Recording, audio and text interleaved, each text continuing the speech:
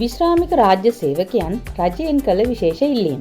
2020-2024 කාලයේදී විශ්‍රාමිකීය රජයේ සේවකයන් හා 2025-1 පසු විශ්‍රාම යන රජයේ සේවකයන් අතර විශාල විශ්‍රාම වැටුප් විෂමතාවයක් නිර්මාණය වී ඇති බව 2020-2024 රජයේ විශ්‍රාමිකයන්ගේ එකමුතුව ප්‍රකාශ කර සිටිනවා.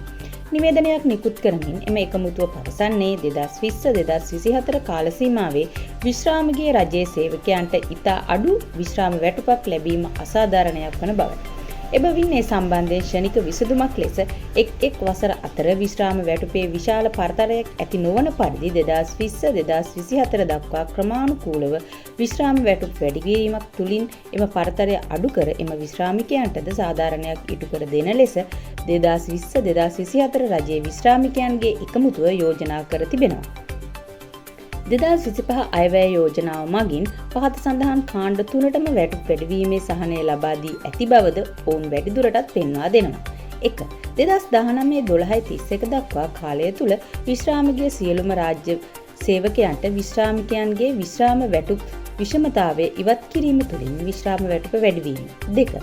සියලුම රජයේ සේවකයන් සඳහා 2025 ජනවාරි සිට මූලික වැටුප හා වැටුප් වර්ධකයේ ඉතා ඉහළ ප්‍රතිශතයකින් වැඩිවීම. 3. 2025-1 පසු විශ්‍රාම ගනු ලබන සියලුම රාජ්‍ය සේවකයන්ගේ විශ්‍රාම වැටුප 2027 විශ්‍රාම වැටුපට ගලපා සැකසීම. එම නිසා ඔවුන්ට ඉහළ පාරිතෝෂික දීමනාවක්ද ලැබෙනු ඇත.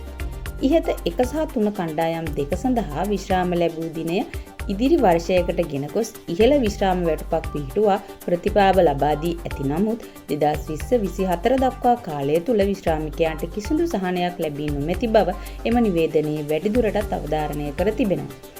2020 වසරේ සිට පැවති කොවිඩ් වසංගතය හා ආර්ථික අර්බුද හමුවේ 2020 වසරේ සිට රජයේ සේවකයන් සඳහා වැටුප් වැඩිවීමක් සිදු නොකළ බැවින් එම හිඩස පිරවීම 2025 අයවැය යෝජනාව මගින් සිදු කර ඇතත් 2020 සිට 24 දක්වා විශ්‍රාමිකීය රජයේ සේවකයන්ට ප්‍රතිලාභ හෝ සහන ලබා දීම මෙම රජයට මගහැරී ඇති බවත් රජයේ විශ්‍රාමිකයන්ගේ එකමුතුව වැඩිදුරටත් පෙන්වා දී තිබෙනවා.